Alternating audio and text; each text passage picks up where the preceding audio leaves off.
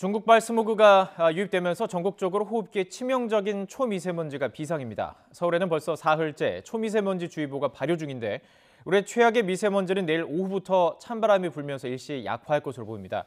최지 기자 연결해서 자세한 상황 알아보도록 하겠습니다. 정혜윤 기자. 네, 정혜윤입니다. 자, 미세먼지 농도가 점점 짙어지고 있다고 하는데요. 지금 어느 정도입니까? 네, 서울을 기준으로 미세먼지 농도는 평소 5배 수준인 163마이크로그램까지 치솟았습니다. 이보다 입자가다가 호흡기에 치명적인 초미세먼지 농도는 129마이크로그램으로 평소보다 9배가량 짙습니다. 그 밖의 지역의 초미세먼지 농도도 경기 120, 충북 125, 충남 102, 전북 105, 경북 지역 86마이크로그램 등 매우 나쁨 수준까지 치솟으면서 오전보다 상황이 더 악화했습니다. 특히 오늘 대기가 안정된 가운데 안개와 먼지가 뒤엉키면서 시야가 평소 10분의 1 수준까지 무척 흐려졌는데요. 대기 정체로 국내 미세먼지가 축적되며 농도가 높아진 데다 밤사이 중국발 스모그가 유입된 것이 원인입니다. 미세먼지와 초미세먼지는 눈에 보이지 않을 정도로 작은 입자지만 농도가 짙어지고 안개와 뒤엉키면 지금처럼 앞이 보이지 않을 정도로 시야를 흐리게 합니다. 따라서 오늘 같은 날은 노약자와 어린이는 물론 일반인도 야외활동을 자제하는 것이 좋고 부득이하게 외출을 한다면 꼭 황사용 마스크를 착용해야 합니다. 서울에는 벌써 사흘째 초미세먼지 주의보가 발효 중이고 그 밖의 대부분 지역에도 초미세먼지 주의보가 이어지고 있습니다. 미세먼지 특보는 내일 오후에 찬바람이 불고 미세먼지가 약화하기 시작하면서 점차 해제될 것으로 보입니다. 이후 모레는 영하 10도에 달하는 반짝 한파가 찾아오면서 미세먼지 농도가 평소 수준을 회복하겠습니다.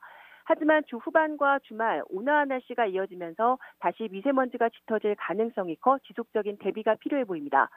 지금까지 YTN 정혜윤입니다. 사법농단 의혹을 수사하고 있는 검찰이 양승태 전 대법원장을 지난 11일에 이어서 오늘 두 번째로 소환했습니다. 서울중앙지검 수사팀은 오늘 오전 9시 반 양 전 대법원장을 불러 조사를 벌이고 있다고 밝혔습니다. 검찰은 오늘 조사에서 양 전 대법원장을 상대로 옛 통진당 관련 재판 개입이나 헌법재판소 기밀 유출 의혹 등에 대해서 집중적으로 캐물을 방침입니다. 정부가 아직 보유하고 있는 우리은행 지분을 조속한 시일 안에 매각하기로 했습니다. 최종국 금융위원장은 우리금융지주 출범식 축사를 통해서 우리금융의 완전한 민영화를 추진하겠다면서 이같이 말했습니다. 현재 정부는 예금보험공사를 통해서 우리은행 지분 18.4%를 갖고 있습니다. 우리금융지주는 우리은행 본점에서 출범식을 열고 지주회사 체제로의 전환을 공식 선언했습니다. 우리금융이 지주회사 체제로 복귀한 것은 지난 2014년 11월 민영화 과정에서 은행체제로 바뀐 지 4년 2개월 만입니다. 우리금융의 지주사 체제 전환으로 KB와 신한, 하나, 농협 등을 포함한 국내 5대 은행이 모두 금융지주 형태를 갖추게 됐습니다. 더불어민주당은 무소속 손금주 이용호 의원의 입당 복당 신청을 받아들이지 않기로 했습니다. 과거 민주당 후보 낙선을 위해 활동한 점 등을 들어서 당의 정강 정책과 맞지 않다고 결론냈습니다. 직접 들어보시죠. 대선과 지방선거를 통해서 타당의 주요 직책의 간부로서 또 무소속의 신분으로서 우리 당 후보들의 낙선을 위해 활동하였으며 또 지난 시기 이 활동에 대해서 이 소명이 부족하여 우리 당원들과 지지자들을 설득하지 못하고 있기 때문에 손금주 이용호 의원 두 분에 대해서 우리 당의 당원이 되기에 아직 충분한 준비가 되어 있지 않다는 판단을 하였습니다. 이에 따라서 당원자격심사위원회는 손금주 의원의 입당과 이용호 의원의 복당을 불허하기로 결정했습니다. 고 김영삼 전 대통령의 차남인 김현철 김영삼 민주센터 상임이사가 민주당을 탈당했습니다. 김 상임이사는 오늘 오전 아버님 기념 사업에 전념하겠다는 사유를 들어 팩스로 탈당계를 제출했습니다. 김 상임이사는 앞서 지난 12일 자신의 SNS에 현 정부의 정책과 방향에 전혀 도움이 되지 않는다고 판단해 짧은 민주당 생활을 접고자 한다며 탈당 의사를 밝혔습니다. 자유한국당은 구구 농객 지만원 씨 논란으로 지연돼온 5.18 진상규명조사위원회 3명에 대한 추천을 확정했습니다. 한국당은 권태호 전 한미연합군사령부 특수작전처장과 이동욱 전 조선일보 월간조선 기자, 차기환 전 수원지방법원 판사를 5.18 진상규명조사위원으로 추천했습니다. 한국당은 해당 인사들이 5.18 민주화운동과 관련해 왜곡되거나 은폐된 진실을 균형되고 객관적으로 규명해 국민 통합에 이바지할 적임자로 판단했다고 밝혔습니다. 자유한국당에 공식 입당하기로 한 황교안 전 국무총리, YTN 취재진과 만나 한국당 입당은 나라를 위해 할 수 있는 일은 하겠다는 뜻이라고 말했습니다. 황 전 총리는 다만 전당대회 출마 여부에 대해서는 명확히 밝힌 적이 없다면서 일단 선을 그었습니다. YTN 취재진과 만난 황교안 전 총리의 말 들어보시죠. 이제 전당대회 참여하시겠다는 기사가 나와서 뭐 말씀을 난 그렇게 말한 바가 없습니다. 지금은 입당 절차를 밟고 있어요. 더 다른 당들에서는 비판의 목소리를 좀 내고 있습니다. 뭐 예를 들어 먼저 사과를 해야 되는 거 아니냐, 뭐 이런 얘기들도 있는데요. 여기에 대해서 좀 어떻게 보시는지. 예, 뭐 입당하는 문제는 이런 저런 얘기보다도 그 나라를 위해서 할 수 있는 일을 하겠다는 뜻입니다. 예. 극단적 보수까지도 품어야 되는 거 아니냐, 이런 얘기들이 당내에서 나오는데요. 여기에 대해서 좀 어떻게 보시는지 한 말씀 부탁드립니다. 지금 그런 말씀을 드릴 건 없습니다. 동물구호단체 케어가 보호하던 동물들을 몰래 안락사시켰다는 논란과 관련해서 직원들이 박소연 대표의 사퇴를 거듭 촉구했습니다. 케어 직원 20여 명은 어제 서울 원서동 케어 사무실에서 직원들을 속인 박 대표는 즉각 사퇴해야 한다면서 항의 시위를 벌였습니다. 동물보호단체들은 조만간 상습 사기, 동물보호법 위반 혐의로 박 대표를 검찰에 고발할 예정입니다. 대한빙상경기연맹이 오늘 오후 관리위원회 회의를 열어 조재범 전 코치의 성폭행 혐의와 관련한 재발 방지와 대책을 논의합니다. 빙상경기연맹은 오늘 회의에서 심석희 선수에게 상습 폭행을 한 혐의로 영구 제명된 조 전 코치에게 추가 징계를 내리는 방안도 논의할 방침입니다. 문재인 대통령은 오늘 오후 올해 첫 수석 보좌관 회의를 주재하고 체육계 성폭력 근절 방안 마련을 지시할 것으로 보입니다. 이번 수석 보좌관 회의는 노영민 대통령 비서실장과 강기정 정무수석, 윤도한 국민소통수석 등 청와대 2기 참모진이 들어선 후 처음 열리는 회의입니다. 일본이 우리 대법원의 강제징용 배상 판결과 관련해서 우리 측에 한일 청구권 협정상 분쟁 해결 절차인 외교적 협의를 요청하면서 30일 이내에 답변을 달라고 요구한 것으로 알려졌습니다. 우리 정부는 일본의 외교적 협의 요청에 응할지 면밀히 검토한다는 방침이지만 일본이 일방적으로 거론한 30일 이내라는 기간에는 구애받지 않겠다는 입장인 것으로 전해졌습니다. 폼페이오 미 국무장관은 북미 간의 2차 정상회담 개최를 위한 조율이 상당히 진척됐음을 시사했습니다. 이번 주 북미 고위급 회담이 열릴 가능성이 나오고 있는데 조만간 정상회담 장소와 시기가 발표될지 주목되고 있습니다. 워싱턴에서 김희준 특파원의 보도입니다. 2차 북미 정상회담 개최를 위한 세부 사항을 도출 중이라고 폼페이오 미 국무장관이 밝혔습니다. 중동 순방 중 미 CBS 방송과의 인터뷰에서 트럼프 대통령과 김정은 위원장이 언제 마주 앉게 되느냐는 질문에 대한 답이었습니다. 2, 3월 중으로 예상되는 북미 정상회담의 시기와 장소를 놓고 양측 간에 긴밀한 조율이 이루어지고 있음을 시사한 것으로 풀이됩니다. 트럼프 대통령도 지난주 북미 정상회담 장소를 조만간 발표할 가능성을 예고한 바 있습니다. We're negotiating a location.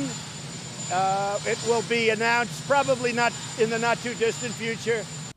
이런 가운데 폼페이오 장관이 이번 주 중동 순방에서 돌아온 뒤 김영철 북한 노동당 부위원장이 다시 뉴욕을 방문해 회담할 것이란 전망이 나옵니다.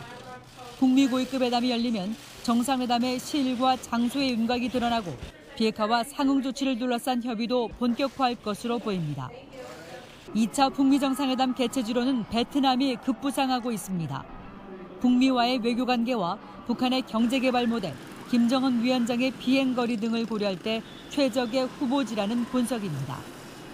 한편 폼페이오 장관이 북미 대화 목표를 미국민의 안전이라고 밝힌 것과 관련해 완전한 비핵화에 앞서 대륙간 탄도미사일 폐기와 제재 완화를 맞바꾸는 것 아니냐는 관측도 제기됩니다.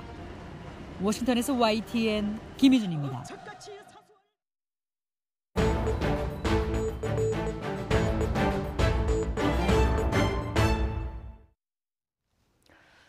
네, 검찰이 지난 11일에 이어서 오늘 오전 양승태 전 대법원장을 다시 불러서 조사를 이어가고 있습니다. 앞서 첫 조사에서 양 전 대법원장은 일제 강제징용 소송을 지연시키는 과정에 개입한 혐의 등을 모두 부인하는 것으로 전해졌는데요.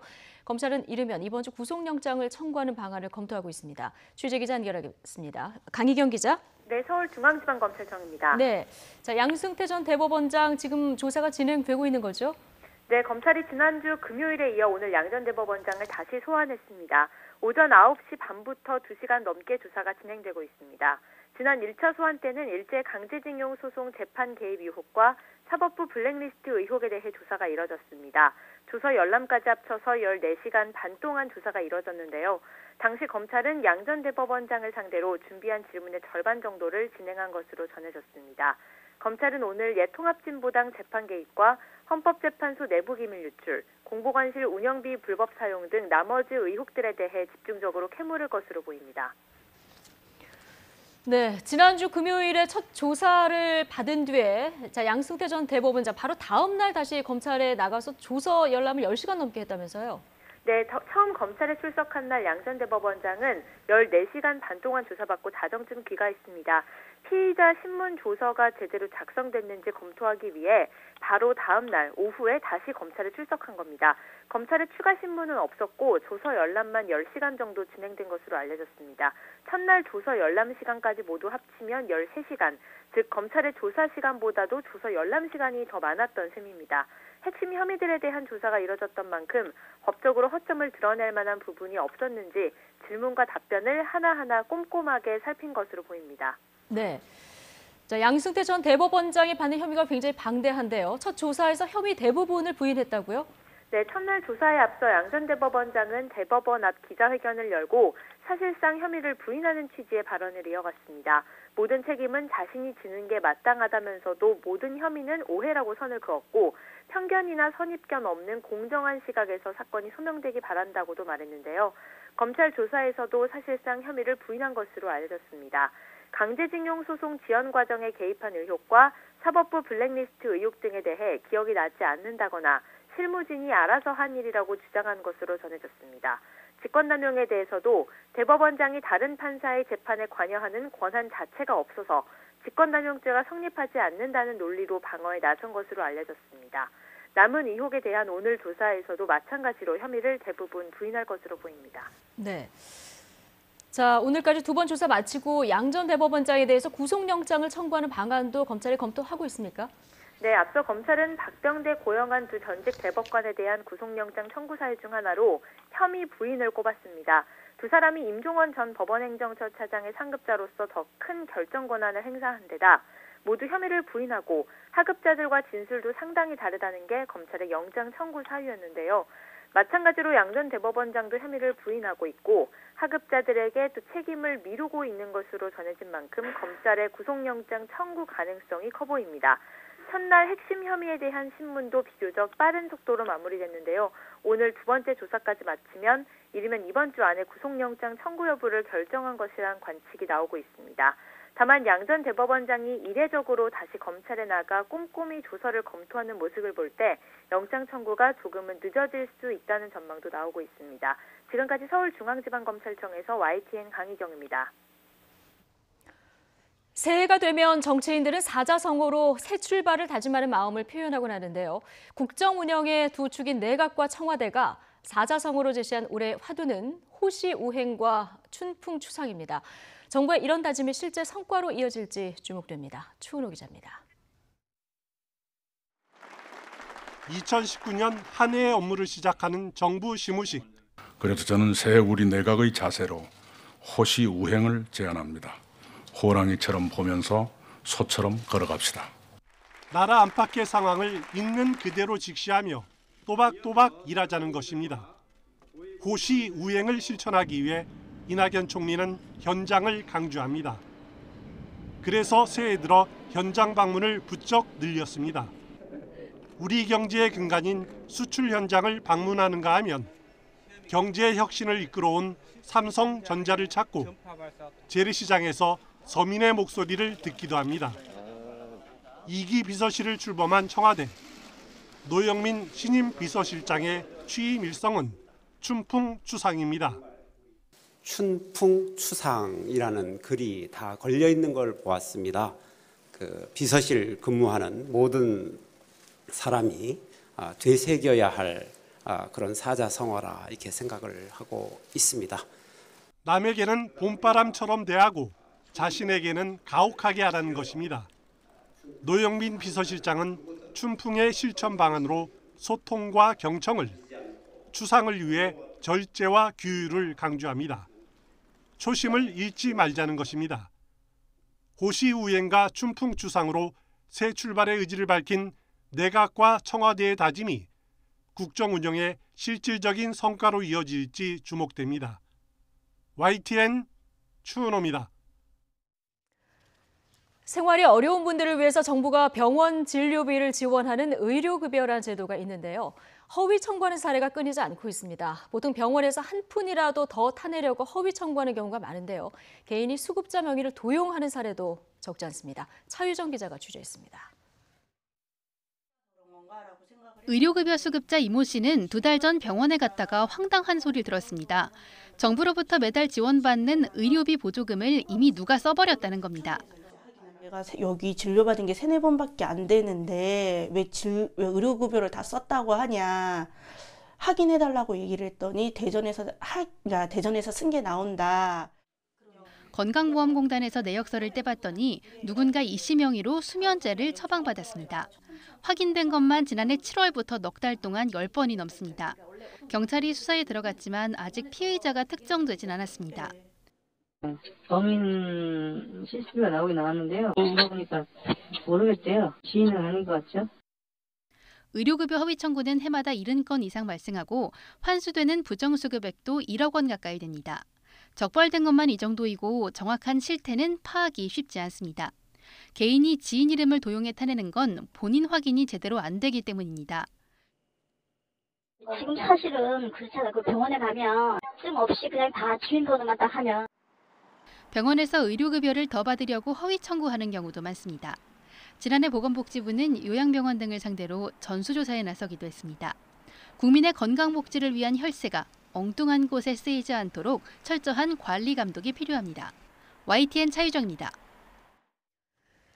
미세먼지 때문에 의류 건조기에 대한 소비자 관심이 높아지고 있는 가운데 일부 제품은 세탁물을 가득 넣을 경우 제대로 마르지 않는 것으로 나타났습니다. 한국소비자원이 시중에 판매되는 의류 건조기 7개 제품을 조사한 결과 230만 원대에 팔리는 밀레와 60만 원대인 미디어 의류 건조기의 경우 최대 용량에서 건조도가 각각 미흡과 보통으로 확인됐습니다. 정상적으로 출석하지 않고도 무사히 대학을 졸업한 김상돈 의완시장과 B2B 육성재 씨 등 인기 연예인에 대한 학위와 학점이 모두 취소됐습니다. 교육부는 전남 나주 동신대 감사 결과 김 시장과 아이돌 그룹 가수들이 정상적으로 수업에 나오지 않은 것으로 확인됐다며 관련자의 학위와 학점을 취소하도록 조치했다고 밝혔습니다. 하지만 동신대에서 석사 학위를 취득한 과정에 부실 출석 의혹이 제기됐던 이계호 농림축산식품부 장관에 대해서는 자료가 남아있지 않고 공소시효도 지났다면서 별다른 조치를 내리지 않았습니다. 어느 날 갑자기 몸이 굳어지고 행동하기 힘들어지다가 끝내 움직일 수 없게 되는 이 파킨슨병은 완치가 어려운 질환입니다. 약물 치료에만 의존하는 경우가 많은데요. 점점 약효가 떨어져 수술적 치료를 병행하는 게 필요합니다. 김정회 기자가 전해드립니다. 최근 파킨슨병 진단을 받은 환자입니다. 서 있을 때 중심을 잘 잡지 못하고 장애물을 건널 때 움직임이 다소 둔합니다. 이 밖에도 손발을 떨거나 몸이 뻣뻣해지고 수면 장애와 치매 증상까지 나타나면 파킨슨병을 의심해봐야 합니다. 파킨슨병은 노인층에서 많이 나타나는데 고령 사회가 되면서 국내 환자 수도 계속 늘고 있습니다. 치료는 먼저 부족한 도파민을 보충하는 약물로 시작합니다. 파킨슨병은 신경 전달 물질인 도파민 생성과 분비가 적어져서 운동 회로에 변형과 문제가 생겨 발생하기 때문입니다. 하지만 시간이 지날수록 약효가 떨어집니다. 퇴행성 뇌질환이다 보니까 점점 증상은 나빠지게 되고 그러다 보면 약물에 대한 효과나 반응이 조금씩 떨어질 수가 있거든요. 이런 경우 약을 증량할 수도 있는데 자칫 부작용이 올 수 있어서 수술적 치료를 병행하는 게 좋습니다. 수술적 치료는 뇌 깊은 곳에 있는 운동회로에 전극장치를 넣고 전기 자극을 줘 반응하게 하는 방식입니다. 정확한 지점에 장치를 넣는 게 중요하고 몸 안에는 충전기를 이식합니다. 몸에 기계가 들어간다는 거부감으로 시술을 꺼리는 환자들이 많지만 단순히 약물 치료만 했을 때보다 효과가 크다는 국내외 연구 결과가 잇따르고 있습니다. 운동도 중요합니다. 근소실이나 이런 게 유발이 되면서 본인이 걸을 때도 막 넘어진다거나 이런 게 유발되면 또 2차적인 사고가 될 수가 있죠. 그래서 근력을 유지시키는 근력 운동을 또 본인께서 스스로 하셔야 어느 정도 치료의 효과도 뿐만 아니라 환자분 어떤 병의 예후에 대해서도 더 우호적인 결과를 갖고. 파킨슨병은 완치가 어렵습니다.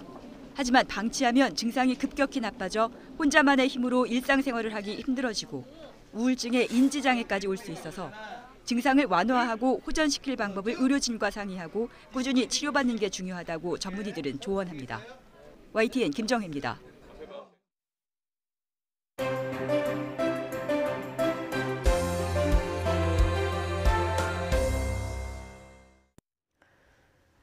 집권 3년차 국정 성과를 위해서 동력을 마련하겠다는 정부. 지난주 청와대 참모진 개편이 있었죠. 장관급 후속 개각도 곧 있을 거란 전망이 많았었는데요. 그런데 설 연휴 전에는 조금 어렵다 이런 이야기가 나옵니다. 이유가 뭘까요? 배재정 전 더불어민주당 의원 그리고 이준석 바른미래당 최고위원과 분석해 보겠습니다. 두 분 어서 오십시오. 안녕하십니까? 안녕하세요. 지난주만 해도 설 전에 개각이 있을 것이다 이런 전망이 많았었는데요. 이제 설 이후가 좀 유력해진 이런 상황입니다. 여러 가지 이유에 대해서 보도가 나오고 있습니다만은 배재정 전 의원이 보시기에는 어떤 이유가 있을까고 보십니까? 우선 제일 큰 게 물리적인 시간의 부족이 아닐까 싶습니다. 예. 사실 이제 청와대 비서진 개편도 얼마 되지 않았던 상황인 것이고요. 특히 장관의 경우에는 인사청문회를 거쳐야 되는 이제 필수적인 그런 코스가 네. 있는데 그럼 좋은 분들을 잘 이렇게 정보를 또 모아야 되는 부분도 있지만 검증을 꼼꼼하게 하지 않으면 또 국민 눈높이에 부족할 수 있는 것이고요. 이제 보도를 보면 그런 이야기들이 나오죠. 이미 좀 일부 유력 인사의 이름 정도가 나와야 언론도 검증을 좀 하면서 분위기를 파악할 수 있을 텐데 아직 이미 전혀 아직 하마평도 나오지 않은 전혀 상황이라서 깜깜이다 보니 이제 빨리 하기가 어렵지 않겠냐 이렇게 이제 보고 계신 것 같은데요. 고민이 많을 것 같아요. 사실 이제 국민들께서 요구하시는 어떤 자질 내지는 또 그동안의 행적에 대한 그런 요구치는 갈수록 높아지시는 것이 사실인데 그런데 활동을 하셨던 분들 가운데서 우리가 추려야 되는 부분인데 이런 면에서 걸리고 저런 면에서 걸리고 해서 정말 많은 분들이 하마평에 오르다가 또 낙마하시는 경우도 많았기 때문에요. 청와대에서는 당연히 그런 이제 부작용들을 미리 좀 걸러내고 싶어 할 것 같고요. 그 작업 자체가 사실 쉽지는 않으니까 빨리 서두르는 것이 답은 아닌 것 같습니다. 예. 어쨌든 장관들은 청와대 참모진하고 달리 청문회를 거쳐야 되기 때문에 이 검증하는데 물리적인 시간이 더 필요할 것이다 이런 이제 의견을 주셨는데 일기 내각 구성하는데도 한 6개월 정도 걸리지 않았습니까? 결국에는 청와대 입장에서는 설 전에 임명하는 것이 아까 배 의원님 말씀하신 것처럼 인사 검증에도 문제가 있겠지만은 결국 설 밥상에 청문회가 주가되면 참 곤란하다 이런 생각을 할 겁니다. 특히 이번 개각은 아무래도 최소한 중폭 개각 이상이 될 것 같은데 그랬을 때 상당히 상임위별로 계속 이제 청문회를 하게 되는데 아무리 검증을 잘한다 해도 그 안에서 몇 명은 사고 터질 수밖에 없는 게 그게 필연이거든요. 그러면 각종 언론에서 의혹의 보도가 나오고 그리고 설을 맡게 되면 유리할 것이 없다 이런 판단이 그렇죠. 그리고 대통령께서 거죠. 지금 국정 기조 자체를 경제 쪽으로 가져가겠다 이렇게 해서 최근에 반응은 다소 괜찮은 반응이 올라오고 지지율이 회복세인 것 같은 모양새인데 사실 인사는 아까 말했듯이 어떤 정부든지 한 6, 7명 동시에 올리면은 몰랐던 게 한두 개 터지는 그런 상황이기 때문에 그런 국면을 굳이 만들고 싶지 않을 것이다. 그리고 저는 총선용 개각이 아니라고 이제 하겠지만은 사실 총선용 개각이 맞을 것 같고요. 왜냐하면 정치인들이 많이 빠질 테니까요. 그런다 했을 때 아직까지 보통 우리가 1년 전이라 이야기하거든요. 선거 1년 전까지는 보통 시간이 있다라고 판단하기 때문에 아마 한 3월 말쯤부터 아마 이제 개각이 되지 않을까. 그 전에 이제 좀 분위기를 띄우다가 그래서 아마 설 지나고 나서부터 이제 조금씩 인사 검증에 들어갈 걸로 보입니다. 네, 어쨌든 지금 얘기하셨지만 내년에 총선용 개각이다. 야당에서는 이제 이런 비판의 목소리가 나오는데 이 부분은 어떻게 보십니까? 그러면 이분들을 계속 안고 가면 총선용이라는 얘기를 안 들을까요? 사실 저는 그렇지는 않다고 생각합니다. 이 이 국회의원 출신 장관들이 뭐 본인이 이 무거운 짐을 내려놓고 또 이제 지역구로 돌아가서 활동해야 되는 뭐 이런 이제 요구사항도 있겠습니다만 대통령의 입장에서도 이 지역구를 가지고 있는 장관이 어떤 행보를 열심히 하면 당신 그럼 총선 때문에 열심히 하는 거 아니냐라는 또 이제 혐의를 받을 수도 있는 거거든요. 그러니까 총선용이다 아니다 이런 것들은 저는 별로 중요한 것이 아니라고 생각하고요. 결국은 국정을 얼마나 잘 운용할 수 있는 시스템을 갖추고 참모진을 갖추고 가느냐 이게 핵심이 아닐까 생각합니다. 아니 저분들은 본업이 국회의원이기 때문에 총선에 온다고 해가지고 뭐 야당에서 그걸 비판하는 부분은 아마 좀 적을 거고요.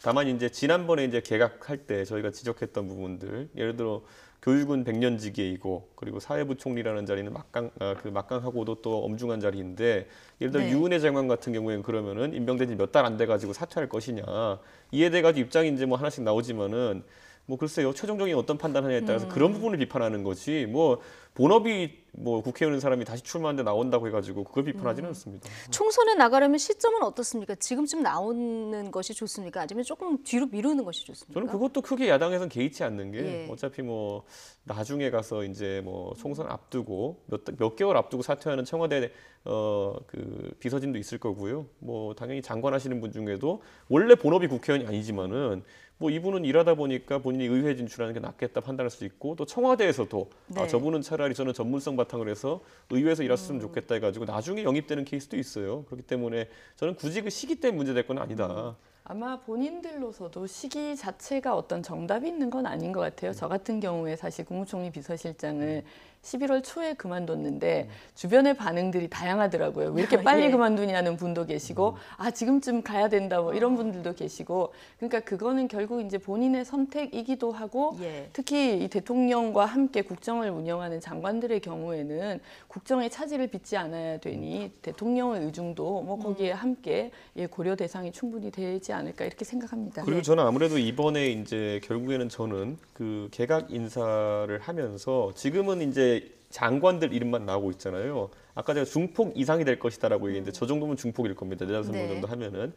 대통령께서 그때까지의 지지율 추이나 여러 경제 상황을 보면서 전격적으로 더 대폭적인 개각을 할 수도 있다. 저는 이렇게 생각합니다. 더 커질 수도 있다. 그렇죠. 아까 있던 그 장관들 면면을 봤을 때 경제부처에 대한 아주 큰 손질처럼 보이진 않거든요. 그렇기 때문에 저는 저기에 더해가지고 경제부처들 중에서 이제 예를 들어 뭐 좀 쇄신의 대상이 될 만한 곳들 있으면 고를 수 있다. 저는 그렇게 생각합니다. 지지율 추이를 뭐 경제부총리가 바뀐 지 얼마 안 되셨고요. 뭐 이제 그런 정도의 개각들은 뭐 있어 왔기 때문에 우리 이준석 최고의 말씀이 맞는지는 조금 더 지켜보시면 될 것 같아요. 이제 뭐냐면 경제 그 정책에 대해 가지고는 대통령께서 소득주도 성장에 대한 가치도 인정하면서 혁신 성장과 그다음 포용 성장하겠다 하셨거든요. 근데 그것을 상징하는 인사가 지금 홍남기 경제부총리입니다. 이분은 소득주도 성장에 대해 가지고도 긍정적인 반응이고 포용 성장에 대해서도 긍정적인 반응인데 저는 지금의 현재 상황으로 봤을 때 나중에 갔을 때는 소득주도 성장 자체를 배제해야 될 상황도 분명히 올 수 있다 좀 보거든요. 그랬을 때는 결국 그런 의지는 인사로 보여주는 것밖에 답이 없을 것이다. 저는 그래서 아마 그것도 앞으로 좀 청와대가 좀 뜸을 들여가지고 인사를 하려고 하는 것 중에 하나일 겁니다. 야당에서 많이 비판을 했었던 조국 수석은 이제 유임되지 않았습니까? 요즘에 이제 페이스북도 줄이고 업무에 매진한다 뭐 이런 보도들이 나오긴 하는데 어느 때보다 어깨가 무거울 것 같아요. 이 작심삼일이라고 해야 될까요? 이게 페이스북을 다시 하겠다 선언한 지 얼마 안 됐다가 신년 들어가지고 또 이제 바로 접으시는 걸 보면서 사실 본인의 업무, 그러니까 본질이 무엇인지를 조금씩 이제 좀 파악하시는 것 같다. 왜냐하면 그 전까지는 뭐 조국 수석이 페이스북 해가지고 뭘 하려고 했겠습니까? 본인이 온라인상에 갖고 있는 어떤 팬덤들이나 이런 걸 통해 가지고 대통령 지지율 제고에 도움이 되겠다라는 원래의 민정수석 업무와는 좀 약간 다른 대통령 지지자스러운 업무를 이제 하겠다고 했었던 것인데 그런 부분 이제 거둬들인 건 좀 긍정적으로 평가하고요. 다만 이제 민정수석실에서 정보를 취합하고 이런 업무에 있어가지고 좀 만전을 기했으면 좋겠다 하는 게 아까 이 보도도 나왔지만은 예를 들어 최근에 청와대 뭐 그 대통령 반려견 토리 관련해가지고 이제 있던 문제들 같은 경우에도 보면 작년에 2018년 7월 17일에 보면은 대통령 딸이 그 강아지를 데리고 서울 광장에 가가지고 그 단체 행사를 도와주는 일이 생겼습니다. 근데 그러고 나서 그 단체는 후원금도 이제 몇십억 거쳤다고 하고, 저는 이런 것들, 대통령이 행하는 모든 행위, 통치 행위를 벗어난 행위에 있어서도 부속실이나 아니면 민정수석실에서 정보 취득하는 것을 게을리하면 안 된다 보거든요. 지금 보면 뭐 많은 애견인들한테 지금 뭐 실망을 안겨주지 않았습니까? 네. 뭐 이런 것들을 위해서라도 청와대 비서진은 뭐 제가 조국 수석을 찍어서 얘기하는 게 아니라 최근에 기강회의나 이런 것들이 어떤 이유에서 발생된지 찾아가지고 다시는 대통령이 어쨌든 그런 통치 행위한 데 있어가지고 이런 좀 불미스러운 일이 안 생기도록 좀 도와야 된다고 그걸 뭐 생각합니다. 대통령의 통치 행위라고 얘기를 하시면 너무 좀 견강부회인 것 같고요. 있어서는 안 되는 일이 일어났는데 정말 뭐 이 시민사회 운동을 하시는 여러 단체들에 계신 분들도 많이 네. 곤혹스러우실 것 같아요. 그렇죠. 선의를 가지고 사실 그런 단체를 운영하시고 예. 후원을 또 받아서 그 후원에 힘입어서 활동을 하시는 분들이 대부분이실 텐데 이런 일들이 벌어지면서 그런 신뢰가 같이 무너져 내리는 것이 저는 참 예. 안타깝습니다. 그러니까 저는 보니까 지금 예를 들어 온라인 쇼핑몰 같은 데 가서도 청와대에서 구매하는, 청와대가 인정한 뭐 이런 단어로 지금 이제 식품 같은 것부터 많이 판매를 하거든요, 보면은. 네. 근데 이런 것들이 이번 정부 들어서 굉장히 많아졌습니다. 그때 저는 근데 이번 정부 들어서 많아졌던 어떤 근거가 있습니까? 아니요, 저희 쇼핑몰에 가보면은 아예 그 예. 단어로 검색되는 게 제가 박근혜 정부 때 보면은 그런 어떤 특정 상품에 대한 광고, 특히 설 선물이나 이런 것들 같은 경우에도 그런 단어를 최대한 회피해서 왔거든요. 아니, 근데 그런 것들은 예. 사실 시대의 흐름이 변화하고 그렇기 때문에 똑같은 선상에 놓고 비교하는 것은 적절하지 않다고 생각하고요.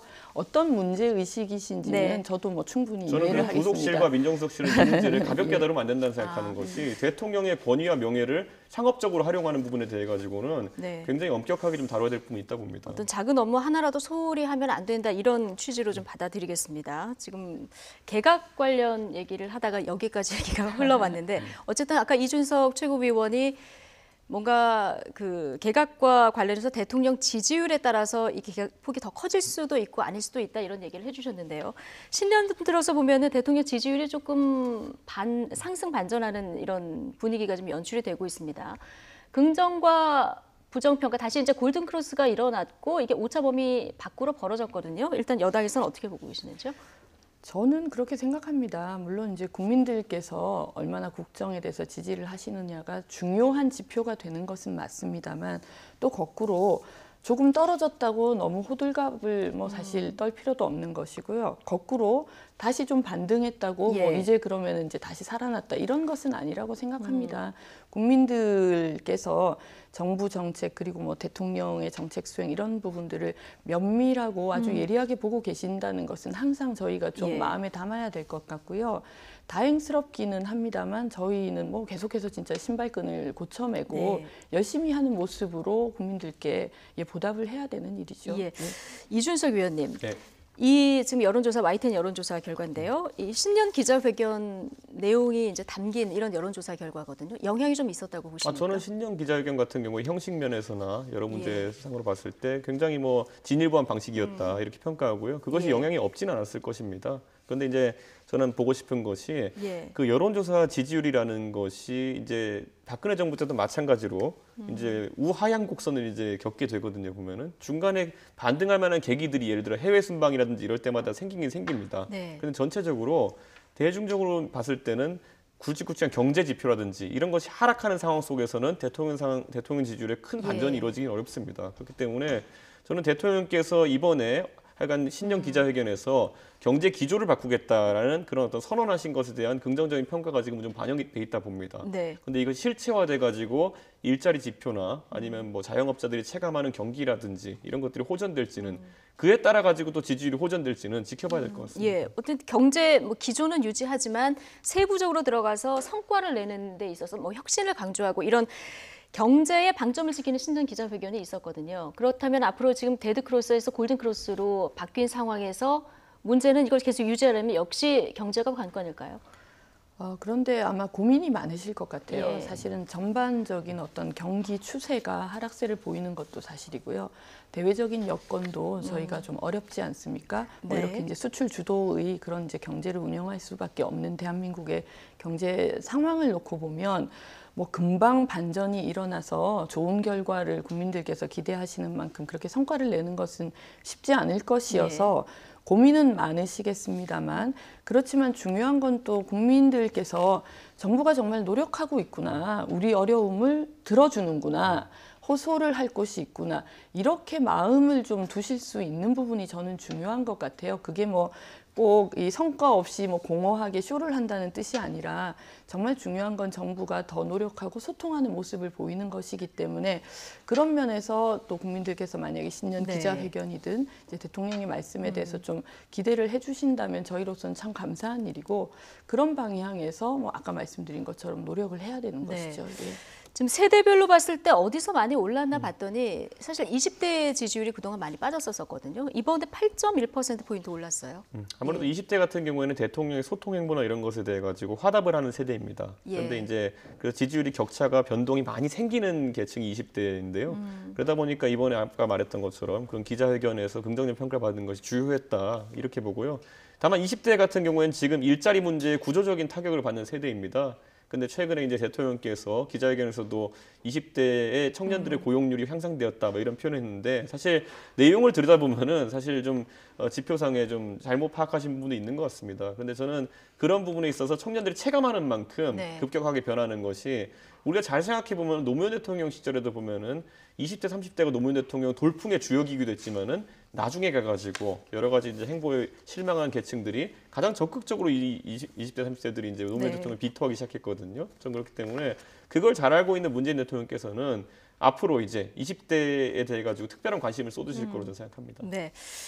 알겠습니다. 뭐 지지율 급등락 여러 가지 뭐 메시지도 있었고 경제 문제도 있었지만은 지난주에 뭐 김태우, 신재민 폭로 이 부분에 대한 어떤 내용이나 대응 방법에 대해서 지지율 급등락이 좀 왔다 갔다 하는 이런 모습도 볼 수 있었는데요. 이런 가운데 지난 주말에 이해찬 대표가 김태우, 신재민은 조직 부적응자다. 자, 이런 발언을 했습니다. 지금 야당의 공세가 이어지고 있는데요. 낙인 찍기, 오만한 태도다. 이런 말까지 쏟아냈습니다. 여야의 반응 같이 들어보시죠. 인식의 차이라는 게 참 매우 크구나 하는 걸 많이 느끼는데요. 김태우나 신재민 이분들은 말하자면 그 조직에 잘 적응을 못하는 사람들이죠. 그러니까 자꾸 자기를 방어하기 위해서 그 확인되지 않는 사실들을 자꾸 이제 대외적으로 그 언론 플레이를 하는데 그걸 받아가지고 운영위까지 결국 했지 않습니까? 저도 이제 총리도 하고 교육부 장관도 하고 정부에 있어봤지만 한 3, 4년짜리 사무관이 보는 시야하고 그 고위 공무원들이 보는 시야는 많이 다를 수밖에 없어요. 나쁜 놈 프레임을 이해찬 당대표께서도 나서서 씌우는 것이다. 최종 낙인 찍기를 하는 것으로밖에 보이지 않습니다. 달을 보라고 가리키는데 손이 더럽다느니 장갑을 끼웠다느니 딴소리만 하고 있는 것입니다. 정부와 여당의 지지율이 떨어지고 레임덕이 가속화되면 이런 일은 앞으로도 무수기로 부지기수로 터질 것입니다.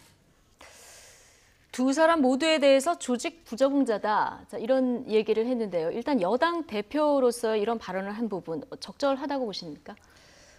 저는 그런 생각이 듭니다. 이 부분이 이제 뭐 기자회견문이라든지 이런 측면이 아니라 질의응답 과정에서 나온 말씀인데 다소 오해를 불러일으킬 수는 있을 것 같아요. 이제 두 사람을 같이 이렇게 뭐 평가를 했다 이런 것인 것 같은데 저는 좀 해석은 어떻게 하냐면요. 김태우 씨 같은 경우에는 사실 조직 부적응자라는 말이 적절하냐라는 면에서 제가 해석을 해보면 아마 정부가 바뀌었는데도 이전에 하던 행태를 그대로 했다 이런 점을 이야기한 것 같고요. 신재민 사무관의 경우에는 저는 사실 그 신년 기자회견에서 대통령께서 신재민 사무관에 대해서도 아주 말씀을 이렇게 조심스럽게 하셨다고 좀 생각이 들거든요. 특히 극단적인 행동을 또 하기도 했었던 부분이어서 그런 부분들에 대한 뭐 이 국민 모두의 또 걱정이 있는 것 같고요.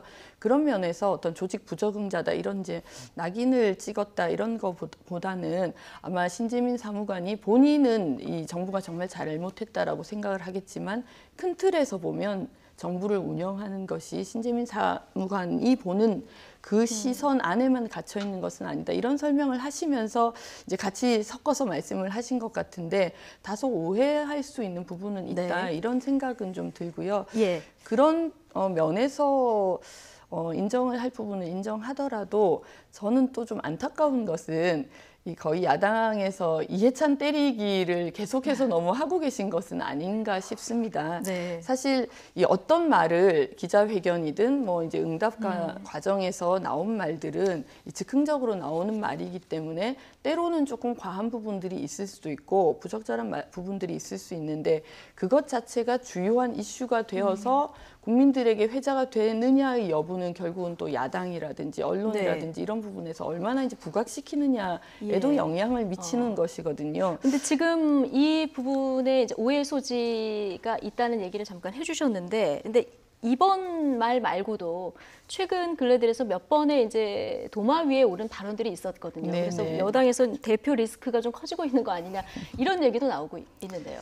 예, 뭐 그렇게 보시는 분들이 계실지는 모르겠습니다만 제가 알고 있기로는 이해찬 대표께서 워낙 뭐 당의 리더십이라든지 그런 정부에서의 경험이시라든지 이런 부분들이 탄탄하시기 때문에 저는 이제 이런 이 돌발적인 어떤 상황들이 없으면 더 좋겠습니다만 그것 자체가 여당 내부의 어떤 뭐 흔들기라든지 여당이 그런 부분들 때문에 어떤 좀 뭐 어려움을 겪는다든지 이렇게는 생각하지 않고요.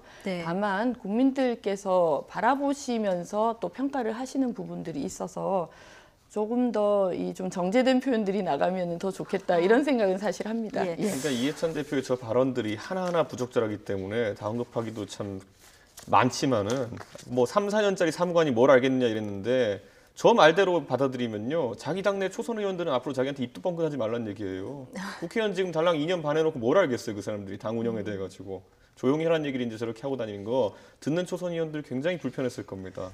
근데 그 외에도 살펴보면은 지금 뭐 아까 이제 뭐 부적응자처럼 이제 조직 부적응자처럼 이제 이야기했는데 글쎄요.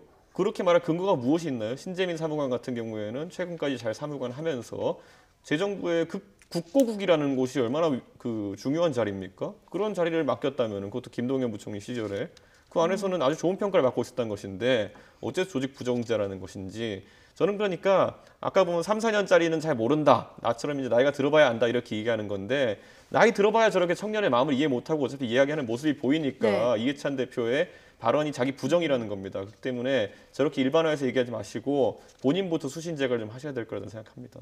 너무 이해찬 때리기 하지 말아라. 아까 여당에서 이런 얘기를 하셨는데. 헛날 일을 쓰면은 제가 나이 계급장 떼놓고 이거는 제가 나가가지고 패널로서 반박하겠습니다. 예, 알겠습니다. 어쨌든 지금 바른미래당 손학규 대표가 지금 뭐 레임덕 가속화되면은 제2의 김태우, 신재민이 계속 나올 거다 이런 얘기를 했거든요.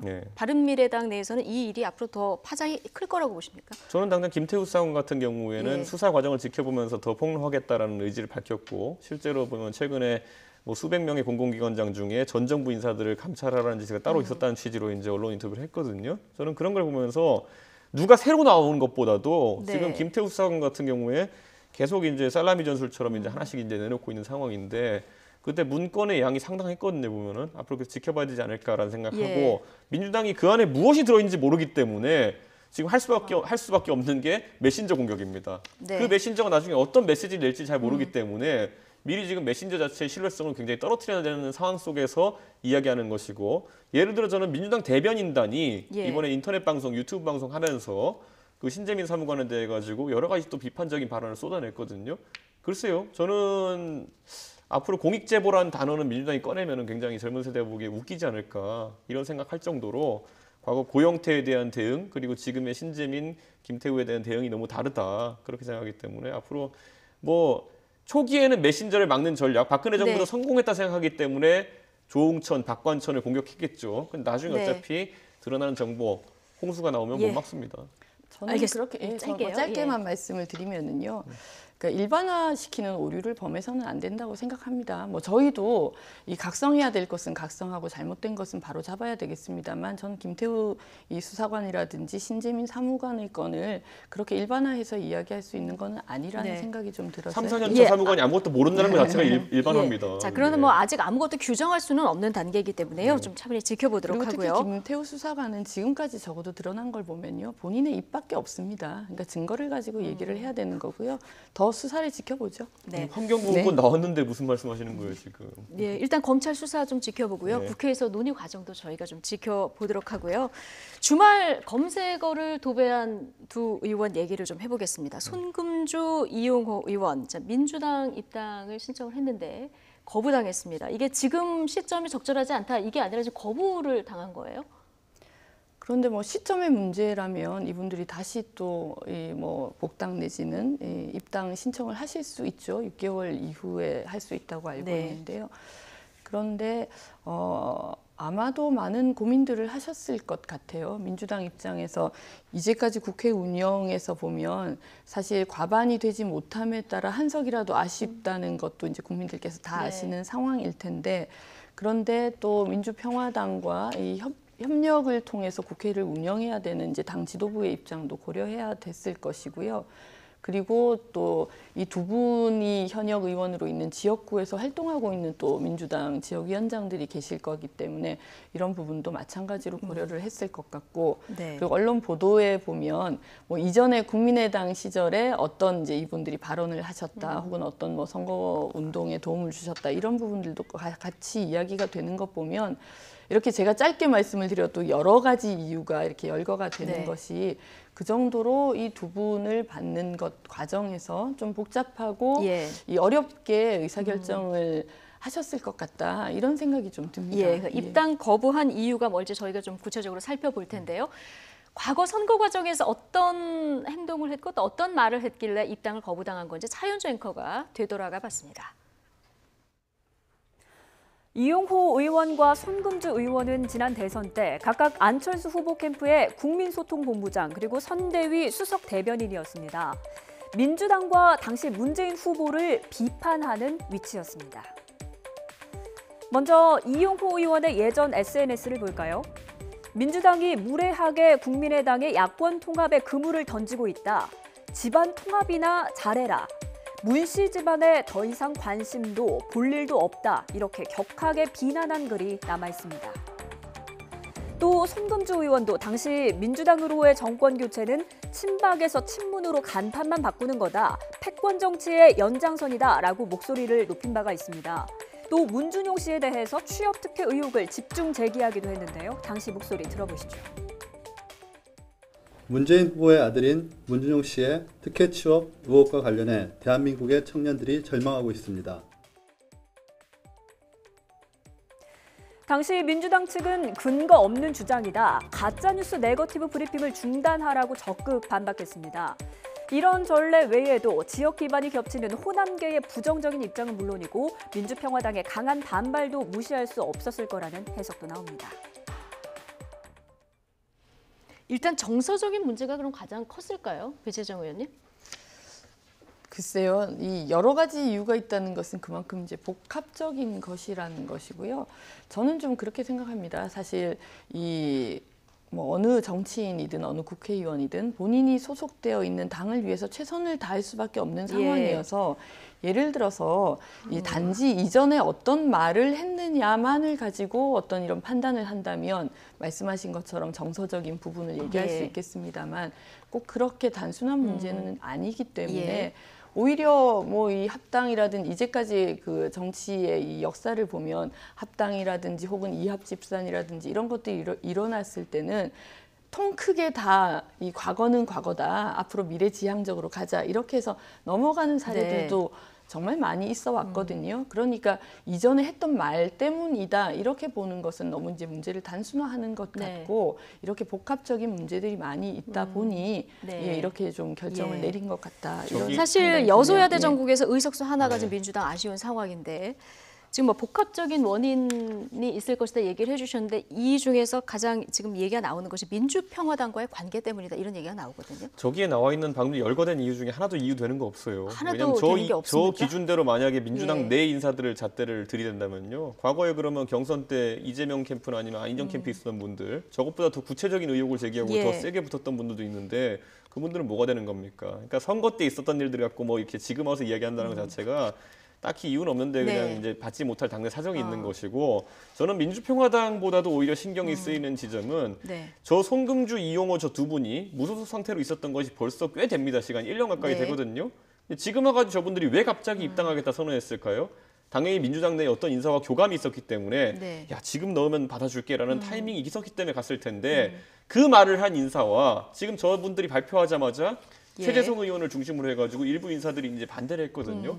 그간의 세력 싸움이 있었던 것이고 그분들 중에서 최재성 의원이 대표하는 집단, 그 집단이 승리한 겁니다. 이거는 예. 그냥 보면 나오는 게 네. 지금 뭐 민주평화당과의 관계예요. 예. 저는 그렇게 복잡하게까지 이유를 댈 필요도 없고 저는 분명히 이준석 최고한테 묻고 싶은 게 네. 제가 모르는 사실들을 너무 아니요, 사실이라고 그러니까 얘기를 하고 계셔서 이용호 송금지 의원이 1년 동안 밖에 있다가 갑자기 왜 둘이 그러니까 동시에 들어가겠다는 얘기를 추정하실 했을 수는 겁니까? 있는데요. 저는 당연히 추정해서 당연히 추정하실 합리적인 수는 추론을 하는 있는데 겁니다. 그것이 사실이라는 뭐 아무런 이제 뒷받침이 없는 일이어서 마치 당내 어떤 권력 갈등이다 이렇게 이제 몰고 가시는 네. 거 저는 좀 아니라고 그게 생각하고요. 아니라면 이용호 두 분이- 송금조 의원은 두 분이 그렇게 판단하실 수 있는 거죠. 예. 둘이 갑자기 짭니까? 무소속 둘이서? 그거는 뭐 제가 아는 내용이 아니어서 무소속 둘이서 갑자기 짜가지고 내일 우리 같이 가자 아니 이렇게 합니까? 마찬가지입니다. 그러면은 이준석 의원께서 네. 그렇게 추론하실 수는 있지만 네. 그게 팩트라는 아무런 이제 증빙이 없는 것이기 때문에 제가 드리는 말씀이고요. 그것을 어떤 당내의 뭐 이 세력 간의 어떤 다툼이다 이렇게 몰고 가는 것은 지금 아니라는 저희가 거죠. 하는 모든 예. 대화가 여기에 대해서는 이유를 분석하는 것이고 예를 들어 민평당이 불편해서 그렇다? 그러니까 이것도 추론이지 아무도 분석 못합니다. 이유를 분석하려면 네. 근거가 있어야지. 아니 민평당 때문에 그랬다는 이야기들은 언론이 보도하고 있는데 그건 무슨 근거가 있습니까? 네. 자, 왜 손금주 근거가 이용호 없습니까? 민주평화당에서 의원의 얼마나 예. 이 부분에 대해서 이야기를 해왔었는데요. 밖에 당연한 얘기한 적 거죠. 없습니다. 그건. 당연한 네. 거죠. 어쨌든 뭐 여러 가지 이유에 대해서는 뭐 말씀하신 대로 복합적인 이유가 있을 테니까요. 지금 보수야당에서는 주말 내내 관심이 황교안 전 총리의 입당이었었는데요. 이 부분은 저희가 짧게만 조금 질문을 드릴까요? 보수 쪽에서 나오셨으니까. 네. 지금 뭐 친박계에서는 황교안 전 총리 입당을 꾸준히 이제 그 추진을 해왔었는데 막상 또 들어와서 전당대회 얘기가 나오니까 아까 저희가 홍문종 의원을 연결을 했었거든요. 네. 또 막상 또 들어온다고 하니까 이렇게 마냥 반기는 분위기는 아닌 것 같습니까? 전체적으로 보수 전체적으로 봤을 때는 어떻습니까? 친박이 한 덩어리라고 예. 보시면 안 되고요. 예. 친박 안에도 보면 여러 분파가 있는 예. 것이고 홍문종 의원 계열 같은 경우에는 황교안 총리가 들어와서 이제 당 대표가 된다 했을 때 사실 그렇게 뭐 친소 관계가 강하지 않다 이렇게 보시면 될 거라고 생각하고요. 이거는 팩트입니다.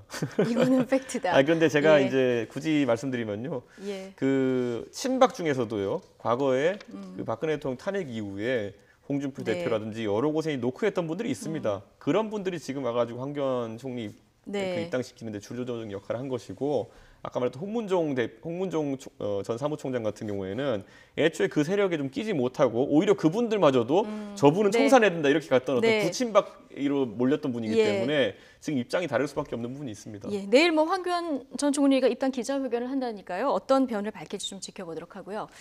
자, 올 한 해 목표를 남성 혐오 인터넷 커뮤니티인 워마드 끝내기로 삼은 두 분이 있습니다. 오늘 한 분이 좀 스튜디오에 나오셨는데요. 네. 일단 이 두 분의 입장 들어보시죠.